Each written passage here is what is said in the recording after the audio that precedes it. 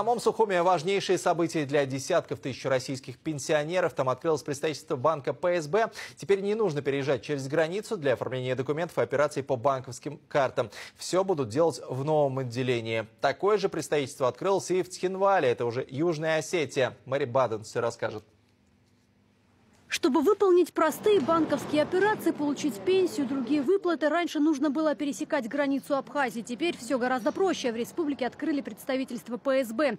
Для десятков тысяч российских пенсионеров это важнейшее событие. Российский банк, один из крупнейших банков, системообразующих банков России, открывает свои представительства и начинает выдавать карточки именно здесь, на месте. С августа 2025 года всем пенсионерам деньги автоматически будут начислять на карты ПСБ. Уже выдали больше 20 тысяч карт, и обладают они тем же функционалом, что и оформлены на территории России. У нас не должно остаться на территории Абхазии ни одного пенсионера, который не получил карточку. Да, причины могут быть разные. Уехал, болеет, всякое бывает, далеко находится. Значит, нам надо до него добраться. В отделении банка сейчас обращений много. Там помогают с любым вопросом. От оформления карт до смены пароля. Клиенты сейчас уже все более мобильные такие.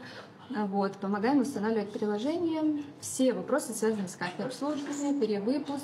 Нелли Хуторовна, как любая бабушка, хочет помогать внукам финансово. Разобраться в работе мобильного приложения особенно актуальный вопрос. Здесь у меня рядом дома, я здесь живу. Если что-то не так спущусь, спрошу лишний раз. Спасибо хочу сказать большое вам всем, что вы нам помогаете. А это уже Цхинвал, Южная Осетия. Здесь выдали пенсионерам больше 1700 карт. Банк работает. Любое время зайдешь и получишь свою пенсию. А что еще хочешь?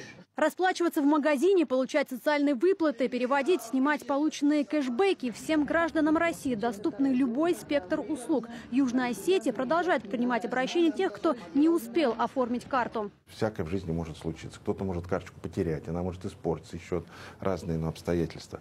Значит, тоже для удобства граждан, для удобства пенсионеров банк ПСБ открывает здесь свое представительство. Надо обращаться именно вот в это представительство, в котором мы находимся. И здесь будет произведена поддержка всех наших клиентов. Для удобства граждан также запустили круглосуточную горячую линию. Мэри Баден, Ксения Одинцова, «Известия» специально для РЕН-ТВ.